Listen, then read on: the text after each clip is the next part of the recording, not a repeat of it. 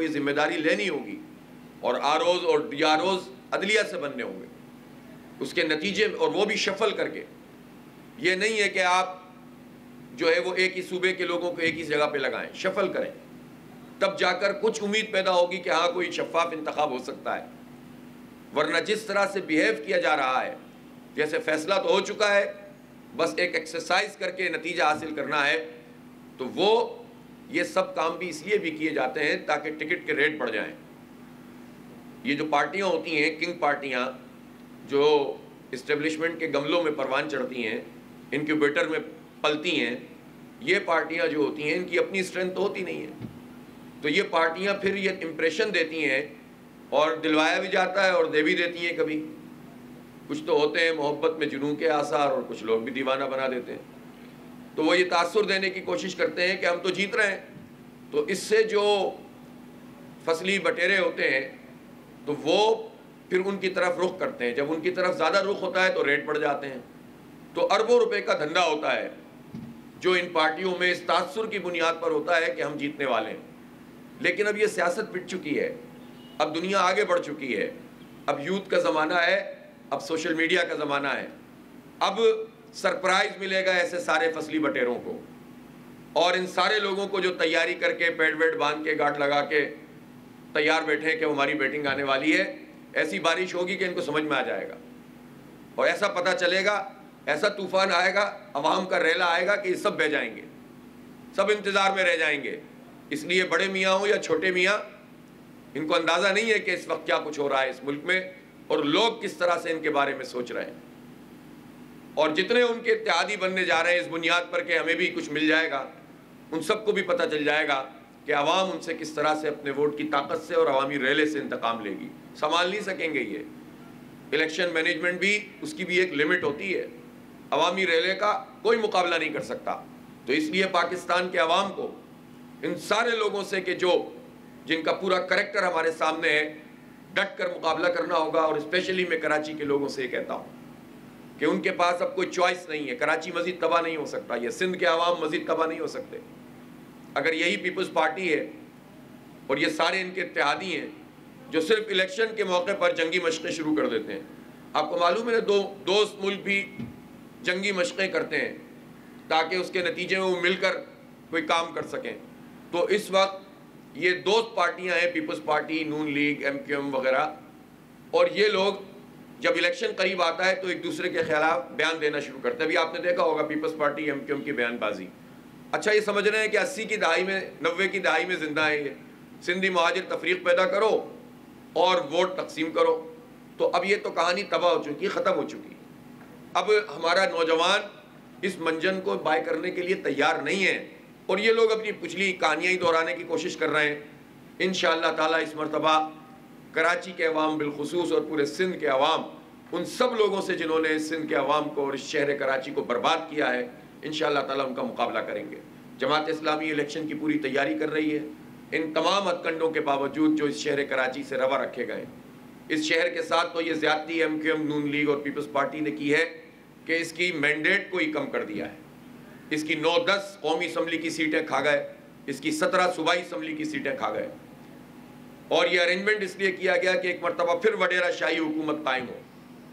لیکن اب جو کچھ بھی انہوں نے کیا ہے ہماری مردم شماری میں، خاص طور پر اس میں ایم کیو ایم شامل ہے کہ جس نے جھوٹ بولا پوری قوم کے ساتھ، اس نے کہا کہ ہم نے 60 لاکھ اور 70 لاکھ لوگ بازیاب کروائیں۔ او بھائی 1 کروڑ 60 لاکھ تو پچھلی مرتبہ تھے جو غلط تھے، تو دوبارہ ہوئی ہے مردم شماری۔ گروتھ ریٹ پہ ہی 1 کروڑ 95 لاکھ تو ویسے ہی بنتے ہیں، تو اس پوری ایکسرسائز کے نتیجے میں اگر آپ 7 لاکھ ووٹ ٹھیک ہوئے ہیں تو پھر آپ نے کیا 1.5 کروڑ انسان کھا گئے یہ ظالم، اور اس کے نتیجے میں ہماری نمائندگی، ہماری ملازمتیں اور ہمارا انفراسٹرکچر، ہمارے وسائل، یہ سارے کے سارے مردم شماری پہ بیس کرتے ہیں۔ تو یہ ساز باز کر کے اور اپنی مرضی سے بعد میں حکومتوں میں شامل ہونے کا جو خواب دیکھ رہے ہیں، وہ انشاءاللہ تعالیٰ چکنا چور ہوگا، سب کو پتہ ہے یہ بات اچھی طرح۔ اس لیے میں پھر دوبارہ دہراتا ہوں کہ پارٹیوں کے گورنر کی موجودگی میں شفاف انتخاب نہیں ہو سکتے۔ 30% ووٹر لسٹ اگر غلط بنی ہوئی ہے تو شفاف انتخاب نہیں ہو سکتا۔ اللیجیٹیمیٹ کیئر ٹیکر گورنمنٹس اگر بنی ہوئی ہیں 90 دن میں انتخاب نہیں ہوا تو شفاف انتخاب نہیں ہو سکتا. اور آروز اور ڈی آروز اگر انتظامیہ سے ہوں گے اور پارٹیوں اور پٹواریوں اور وڈیروں اور جاگیرداروں کے ایما پر لگائے جائیں گے تو شفاف انتخاب نہیں ہو سکتا. اس لیے شفافیت اگر دکھانی بھی ہے تو کوئی قدم تو اٹھانا پڑے گا، ورنہ تو یہ قوم کے ساتھ دھوکہ ہوگا اور پھر اس کے رد عمل میں پھر جو قوم کرے گی تو پھر سنبھالے کسی سے نہیں سنبھلے گا. اس لیے ہوش کے ناخن لینے چاہیے اور چیزوں کو درست کرنا چاہیے. شہر میں اس وقت سردیاں کے باوجود پانی کا شدید کرائسس ہے. K4 منصوبہ آج تقریباً 18 سے 20 سال ہونے کو آئے. نعمت اللہ خان صاحب ویژنری آدمی تھے، K3 بنا رہے تھے. 100 ملین گیلن کا پروجیکٹ انہوں نے اپنے دور میں مکمل کیا، اور اس سے پہلے مکمل ہونے سے پہلے K4 کے لیے انہوں نے کراسپونڈنس شروع کر دی. نعمت اللہ خان صاحب کے جانے کے بعد، ان کی نظامت کے بعد، MQM کے مصطفیٰ کمال صاحب میئر رہے 4 سال، اور MQM پوری طاقت کے ساتھ موجود تھی. میئر بھی ان کا تھا، وزیر بھی ان کے تھے، مشیر بھی ان کے تھے، صوبائی بھی، قومی بھی، سینیٹر بھی، امریکہ بھی ان کا، سب، مشرف بھی ان کا، بعد میں پیپلز پارٹی بھی ان کے. گورنر نے تو Guinness book of world record قائم کر دیا تھا طویل ترین گورنر ہونے کا. اس سب کے باوجود یہ K4 منصوبہ آگے نہیں بڑھ سکا. اور 650 ملین گیلن کا یہ منصوبہ تھا جو آج سے کئی سال پہلے کمپلیٹ ہو جانا تھا اور کراچی میں یہ مسئلہ حل ہو جانا تھا پانی کا. لیکن پیپلز پارٹی مین اس کی اس لیے کہ 15 سال مسلسل اس نے حکومت کی، انہوں نے نہیں بنایا. پھر نون لیگ آئی کہ ہم بنا کر دیں گے، نہیں ہوا. پھر PTI نے کہا کہ ہم بنا کر دیں گے، نہیں ہوا. اور آج صورتحال یہ ہے کہ وہ 650 ملین گیلن کا منصوبہ 260 ملین گیلن پہ چلا گیا، اور اس 260 ملین گیلن پر، جس پر پچھلی حکومت نے بھی، PDM کی حکومت نے بھی یہ کہا کہ ہم 2 سال میں پروجیکٹ مکمل کریں گے، وہ کئی 2 سال گزر گئے اور آج اس 260 ملین گیلن میں سے بھی 25% کام ہوا ہے. 126 ارب روپے آپ کہتے ہیں کہ ہم یہ فرسٹ فیز میں لگائیں گے. یہ اس وقت کی بات ہے، آج سے جب ڈالر کی ویلیو بہت کم تھی، یعنی اب اس وقت دیکھیں صورتحال تو بالکل ڈبل ہو گئی ہے. تو اس وقت 126 ارب روپے کہا. اس 26 ارب روپے میں کہا کہ 2 سال میں بنائیں گے اور پیسے دے رہے ہیں 15 ارب روپے رکھ رہے ہیں. اس سال آج تک، یہ نومبر آ گیا ہے، اس وقت PSDP سے جو 15 لاکھ کی ایلوکیشن تھی اس میں سے پیسے جاری نہیں ہوئے.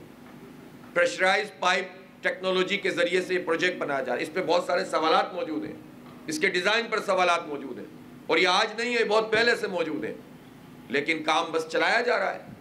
اتنے بڑے بڑے سائفنز ہیں. میں ایک چھوٹی سی بات آپ کو بتاتا ہوں کہ جب 350 فٹ آپ کو پمپنگ کر کے پانی پہنچانا ہے تو یہ اس وقت فیزیبل ہوتا ہے جب ان انٹرپٹڈ آپ کو پاور سپلائی ملتی ہے.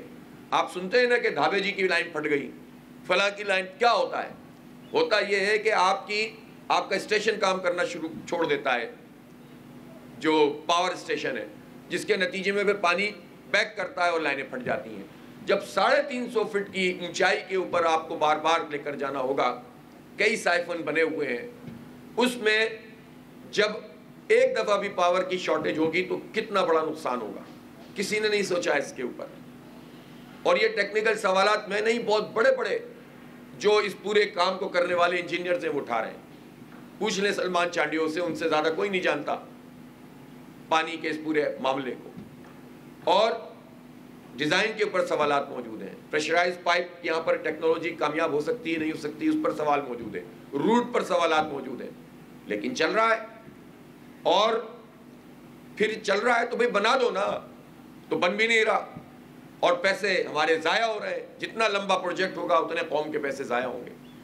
لیکن یہ بن جائے تو آگمنٹیشن کے لیے ورلڈ بینک سے بات تو ہو چکی ہے، ہزاروں ارب روپے کا حساب ہے، لیکن وہ پیسے کہاں آ رہے ہیں، کہاں جا رہے ہیں، وہ کام تو ہو نہیں رہا. واٹر اینڈ سیوریج کارپوریشن کے چیئرمین مرتضیٰ وہاب صاحب ہیں. اور مرتضیٰ وہاب صاحب کیا، ان کی پارٹی 15 سال سے اقتدار میں ہے، سارے محکموں پہ ان کا قبضہ ہے. MQM ان کی پارٹنر ہے ہمیشہ سے. تو مل کر جو کچھ واٹر بورڈ کا بیڑا غرق انہوں نے کیا ہے. تو اس وقت وہ K4 منصوبہ 25% بھی مکمل نہیں ہوا، اور جو KB فیڈر میں کام ہونا تھا جو K4 سے پہلے وہ نہیں ہوا.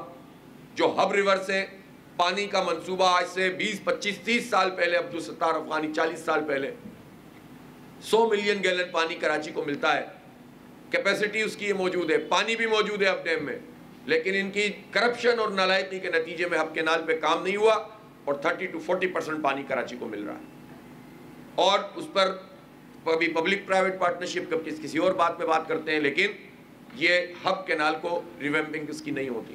تو آپ سوچیں یہ صرف زبانی جمع خرچ سے تو مسئلہ حل نہیں ہوگا، ٹینکرز مافیا کا راج ہے، ہم سے کہا جاتا ہے کہ اتنے ٹینکرز کی جو وہ ہیں ہائیڈرنٹ ہم نے بند کر دیے۔ بھائی اگر آپ نے اتنے ہائیڈرنٹ بند کیے تو نلکوں میں پانی کیوں نہیں آ رہا؟ آپ پوری آبادیوں میں پانی نہیں آ رہا، اور سردیوں میں بدترین کرائسس ہے۔ تو اب جیسے یہ سردیاں ختم ہوں گی تو یہ کراچی والے کہاں جائیں گے؟ مزید کرپشن، مزید لوٹ مار۔ تو کراچی کے لوگ ان سب راگا صاحب جو ظاہر ہے کہ بہت گہری نظر رکھتے ہیں اور پاور کے وہ سیکرٹری بھی رہے، ان کو ہٹا دیا گیا تھا، ان کا بیچارے کی اچھے لوگوں کی قسمت میں یہ ہوتا ہے اگر اس سسٹم میں کچھ اچھے لوگ آ بھی جاتے ہیں تو جہاں وہ نشاندہی کریں گے یہ سسٹم پورا آ کر انہیں ہڑپ کرنے کی کوشش کرتا ہے۔ اس وقت انہیں وزیر پانی بجلی تھے تو اس وقت کی حکومت نے انہیں اس سے ہٹا دیا تھا، ابھی یہ فائننس کی منسٹری تھی تو مقبول باقر صاحب نے ان کو اس سے ہٹا دیا، ایک ہیلتھ منسٹر نے روبوٹک سرجری کے نام پر جو فراڈ ہونے جا رہا تھا اس کا ٹینڈر روک دیا، تو اس کے خلاف پورا سسٹم آ کر کھڑا ہو گیا سعد خالد نیاز کے خلاف۔ ڈاکٹر سعد جو کہ ایک بہت پروفیشنل اور بہت زبردست ایماندار آدمی ہے، ان کے خلاف آ کر کھڑے ہو گئے۔ تو یونس ڈراگا نے یہ بات کہی ہے کہ یہ جو کے الیکٹرک کے بوسیدہ پلانٹ ہیں یہ بجلی مہنگی کرنے کا بہت بڑا سبب ہے۔ تو یہ کوئی پولیٹیکل پارٹی کا آدمی تو یہ بات نہیں کہہ رہا، یہ تو وہ آدمی کہہ رہا ہے کہ جو اس وقت بھی وزیر ہے کیئر ٹیکر گورنمنٹ میں، اور اس کا اپنا ایک ٹریک ریکارڈ ہے اچھا۔ تو آپ یہ بتائیے کہ جو کے الیکٹرک مافیا پورا کا پورا بیٹھا ہوا ہے وہ بوسیدہ پلانٹ چلانے کی ان کو اجازت ہے، نیشنل گریڈ میں بجلی ایکسس ہے، ہم پیسے ادا کر رہے ہیں 9000 میگا واٹ کے، اگر ہم خرچ بھی نہ کریں، لیکن کے الیکٹرک کو نوازنے کے لیے سبسڈی دی جاتی ہے۔ سبسڈی عوام کو دیجئے نا، آپ اس مافیا کو کیوں دیتے ہیں؟ ڈائریکٹ عوام کو دیجئے۔ تو نیشنل گریڈ سے اگر ہمیں بجلی مل جائے گی اور یہ جنریشن ان کے ہاتھ سے نکل جائے گی اور ملٹیپل کمپنیاں ٹرانسمیشن اور ڈسٹریبیوشن میں آ جائیں گی تو یہ مسئلہ حل ہو جائے گا، لیکن مسئلہ حل کوئی نہیں کرتا، اس لیے کہ اس کے نتیجے میں ان مافیاؤں کے ساتھ مل کر ان کے دھندے چلتے ہیں، ان کی پارٹیاں چلتی ہیں، ان کی جماعتیں انہی پیسوں پہ چل رہی ہیں، لوٹ مار کے پیسوں پر۔ یہ وائٹ کالر کرمنل بڑے بڑے بیٹھے ہوئے ہیں کے الیکٹرک میں، اور وہ اپنے ملازمین کا بھی خیال نہیں رکھتے، لیکن کوئی نیپرا کے الیکٹرک کو لگام دینے کے لیے تیار نہیں ہے، اس لیے کہ نیپرا حکومت کے الیکٹرک کراچی والوں کے خلاف تو یہ ایک شیطانی قسم کا اتحاد بن جاتا ہے۔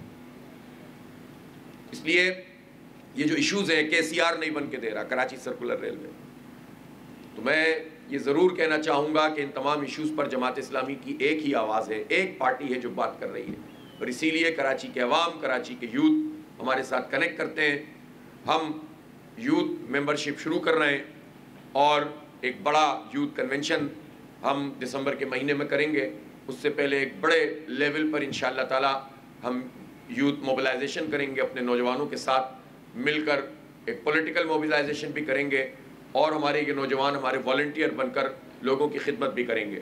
اس وقت ہمارا بنو قابل پروجیکٹ بہت تیز رفتاری سے آگے بڑھ رہا ہے، اس کی کلاسز شروع ہو رہی ہیں اور ہزاروں کی تعداد میں انشاءاللہ ہمارے بچے اور بچیاں یہ IT کورسز بھی کریں گے، پھر ڈپلومہ بھی کریں گے، اور آگے چل کر انشاءاللہ ہم ان کو ڈگری پروگرام میں بھی لے کر جائیں گے، اور ہم مقابلہ کریں گے ان ساری چیزوں کا کہ جو اس وقت چیلنجز ہیں پاکستان کو، یہ یوتھ مل کر کام کریں گے۔ ہم ان کے سپورٹس کے لیے، ہم ان کی امپاورمنٹ کے لیے کام کر رہے ہیں، اور انشاءاللہ اپنے یوتھ کے ساتھ مل کر ان ساری مافیاز کا مقابلہ بھی کریں گے، اور انتخابات میں بھی بھرپور طریقے سے پوری طاقت کے ساتھ آئیں گے انشاءاللہ۔ اور شہر کراچی کے عوام کے پاس اب کوئی چوائس ہی نہیں ہے جماعت اسلامی کے علاوہ، کوئی چوائس ہی نہیں ہے اس وقت شہر کراچی کے پاس کہ وہ اپنا پورا کا پورا مینڈیٹ ایک طرف کرے، ورنہ وہ مینڈیٹ یا تو پیپلز پارٹی اس کی وڈیرہ شاہی کو ملے گا، یا جس پارٹی کو بھی ووٹ ڈالیں گے گھوم کے دوبارہ وڈیروں کی گود میں جا کر چلا جائے گا۔ اور یہ جنگی مشقیں اور نورہ کشتی اور فرینڈلی فائر جو کچھ بھی اس وقت ہو رہے ہیں یہ سب ایک ہیں، ان سب کا مقابلہ کرنا ہے۔ عوام کے ساتھ جماعت اسلامی کا الائنس ہے، نوجوانوں اور یوتھ کے ساتھ جماعت اسلامی کا اتحاد ہے، اور اس اتحاد کے ساتھ انشاءاللہ ان ساری مافیاز کو ہم شکست دیں گے۔ بہت شکریہ۔ اچھا، ایک بہت ہی امپورٹنٹ بات جو رہ گئی ہے وہ ہے آج تک کی تاریخ میں جو UCs ہیں وہ ڈیفنکٹ یوسیز کی بنیاد پر عملہ ہے، اور بار بار گفتگو کرنے کے باوجود، ابھی میں نے 3 دن پہلے بھی چیف منسٹر صاحب سے عرض کیا تھا، اور انہوں نے کہا بھی کہ ہم اس کو فوری طور پر کر رہے ہیں، لیکن ابھی بھی 3 دن گزر گئے، اور 1967 ملازمین یوسیز کے وہ ہیں جن کو تنخواہیں نہیں ملی، یہ تیسرا مہینہ شروع ہو گیا ہے۔ تو آپ بتائیے کہ جو یوسی کے عملہ ہے ان کو تنخواہ نہیں مل رہی، تو یہ جو قبضہ مہر صاحب ہیں یہ کیا کر رہے ہیں؟ یہ ان کے لیے کوئی آواز اٹھا رہے ہیں؟ یہ خود ان کا کیا دھرا ہے کہ جس کے نتیجے میں یہ سلسلہ چلا جا رہا ہے، اور پچھلی حلقہ بندیوں کی بنیاد پر یوسی کا سسٹم چل رہا ہے۔ تو کیسے کام ہوگا روزمرہ کا، کیسے نظام چلے گا؟ ہم تو امپاورمنٹ کی بات کرتے ہیں، ڈیولیوشن آف پاور کی بات کرتے ہیں۔ انہوں نے تو ابھی جو 15 جنوری کو انتخاب ہوا اور اس سے سال پہلے آپ نے کر دی تھی حلقہ بندیاں، اس کی بنیاد پہ بھی آج عملہ تقسیم نہیں کیا ہوا، کیونکہ کرپشن کا دھندا چل رہا ہے، فائلیں بنی ہوئی ہیں، صرف پیسے دو اور اپوائنٹمنٹ لو۔ تو میں چیف منسٹر سے مطالبہ کرتا ہوں کہ اب تو ساری ڈیڈ لائنز یا کہنا چاہیے کہ جو وہ تھے ختم گزر گئی ہیں، آج اس کام کو ہو جانا چاہیے۔ کیوں ہر چیز کے اوپر دھرنے دینے پڑے اور احتجاج کرنا پڑے؟ کوئی کام تو خود بھی کر لیا کریں یہ حکومت والے۔ تو یہ ختم ہونا چاہیے، لوگوں کو تنخواہیں ملنی چاہیے، یوسیز کو کے فنکشن کو پراپر طریقے سے ہونا چاہیے، تاکہ جو عملہ ہو وہ اسی یوسی کا ہو، تاکہ یوسی چیئرمین جو منتخب لوگ ہیں وہ کام کر سکیں۔ بہت شکریہ۔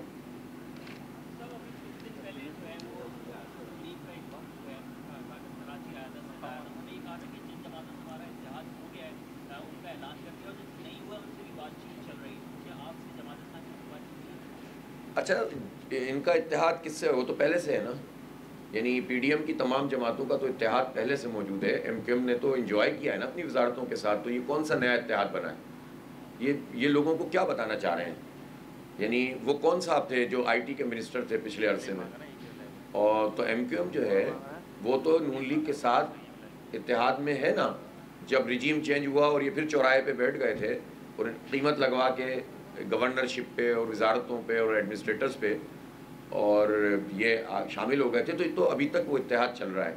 پھر ان کا یہ اتحاد پیپلز پارٹی کے ساتھ بھی ہے، اور وہ صرف الیکشن کے موقع پہ ذرا الگ ہوتا ہے، باقی تو یہ سب ایک ہیں۔ تو اس لیے میں نے کہا نا کہ کراچی میں تو اب صرف جماعت اسلامی ہے ورسز آل پارٹیز۔ تو آپ صحیح ہے، ہم تو مقابلہ کریں گے انشاءاللہ۔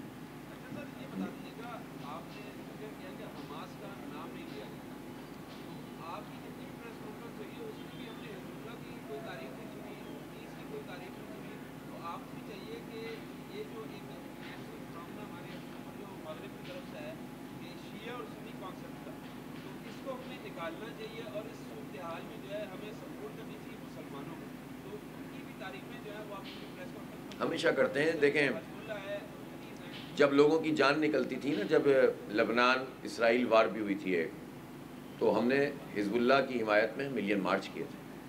ہم نہیں تقسیم کرتے الحمدللہ۔ جماعت اسلامی تو امت کو جوڑنے والی جماعت ہے، امت کو توڑنے والی جماعت نہیں ہے۔ چونکہ ایک موضوع چل رہا ہوتا ہے تو اس موضوع کے حوالے سے آپ گفتگو کرتے ہیں۔ اس وقت چونکہ حماس فرنٹ لائن کے اوپر لڑ رہے ہیں اور انہوں نے اسرائیل کی اس طاقت کو چکنا چور کیا ہے، تو ظاہر بات حماس کی ہوگی۔ حزب اللہ سے اگر لڑائی تھی تو ہم حزب اللہ کے ساتھ کھڑے تھے۔ ظاہر ہے اسرائیل کے مقابلے میں جتنی بھی فورسز ہیں، ایران کا موقف مضبوط ہے، ہم نے اس کی ہمیشہ پذیرائی کی ہے۔